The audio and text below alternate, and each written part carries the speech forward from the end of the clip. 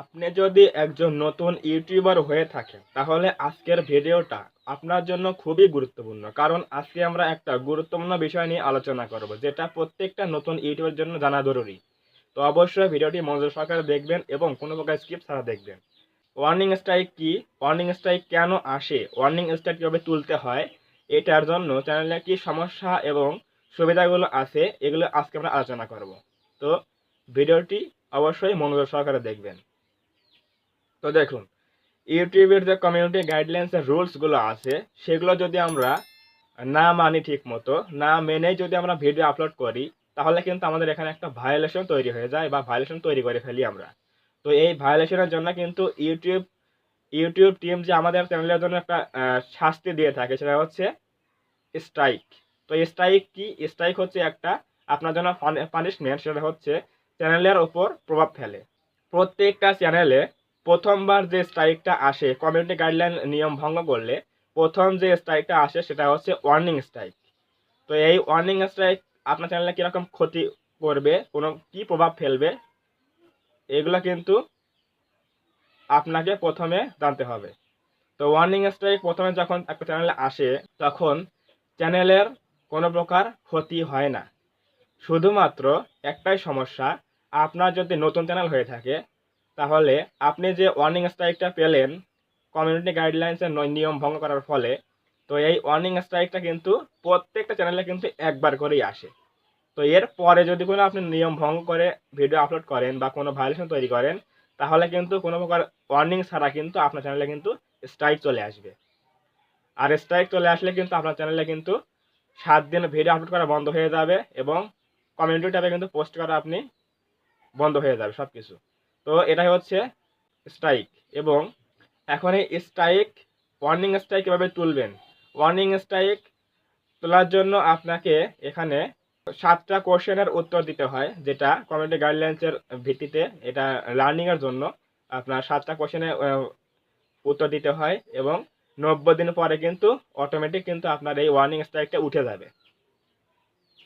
তো এখন যদি প্রশ্ন করেন চ্যানেলে ওয়ার্নিং স্ট্রাইকটা থাকলে বা ওয়ার্নিং স্ট্রাইক আসলে চ্যানেলের কোনো ক্ষতি হবে কিনা? ওয়ার্নিং স্ট্রাইক আসলে চ্যানেলের কোনো ক্ষতি হয় না। শুধুমাত্র আপনার যে প্রথমবার যে ওয়ার্নিং স্ট্রাইকটা আসলো, এটাই কিন্তু শেষ।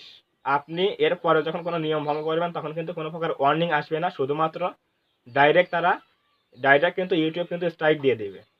আর আপনার চ্যানেলে যদি 3টা পরপর 3টা স্ট্রাইক করে, তাহলে কিন্তু আপনার চ্যানেলটা একবারে শেষ হয়ে যাবে, একেবারে ডিলিট হয়ে যাবে, সাসপেন্ড হয়ে যাবে।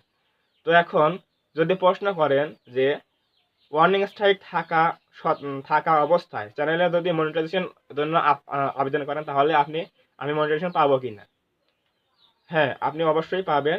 আপনি যখন ওয়ার্নিং স্ট্রাইক আপনার চ্যানেলে আসে এবং আপনি যদি তখন 4,000 ঘন্টা ওয়াচ টাইম এবং 1000 সাবস্ক্রাইবার এবং 10 মিলিয়ন ভিউজ শর্টসের জন্য যদি আপনি কমপ্লিট করতে পারেন এবং তখন যদি আপনার চ্যানেলে ওয়ার্নিং স্ট্রাইক থাকে, তখন আপনি যদি মনিটাইজের জন্য অ্যাপ্লাই করেন, আপনি কিন্তু মনিটাইজেশন পাবেন।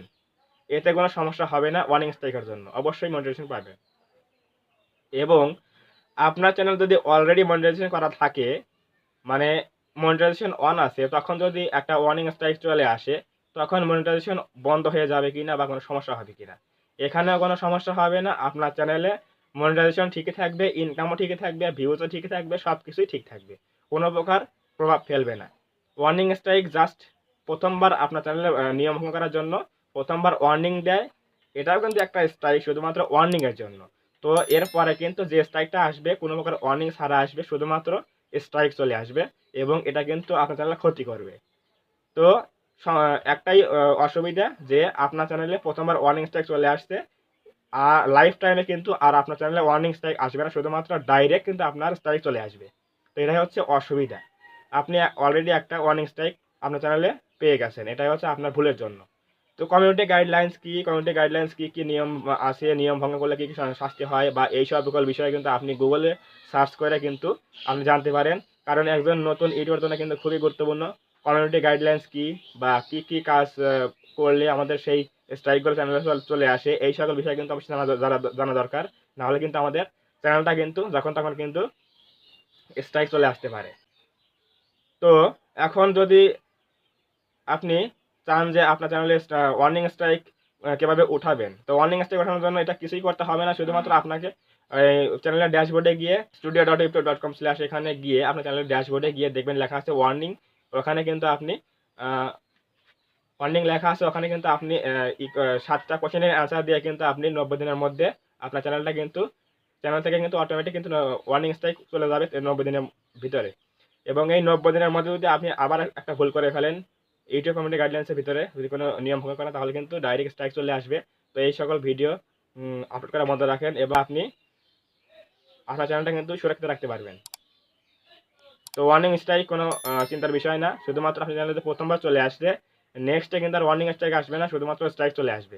তো এটা কিন্তু মারাত্মক জিনিস, এখান থেকে আপনাদের বাঁচতে হবে। তো আজকের ভিডিও যদি ভালো লাগে থাকে অবশ্যই একটা লাইক দিবেন এবং কমেন্টে আপনার মতামত জানাবেন। এবং আপনি যদি আমার চ্যানেল নতুন হয়ে থাকেন অবশ্যই চ্যানেলটা সাবস্ক্রাইব করবেন এবং পাশে থাকা বেল আইকনটা অল প্রেস করে দিবেন, যাতে করে পরবর্তী কোনো ভিডিও আমি আপলোড করলে আপনারা সহজেই পেতে পারেন। ধন্যবাদ সবাইকে, দেখা হবে নতুন কোনো ভিডিওতে।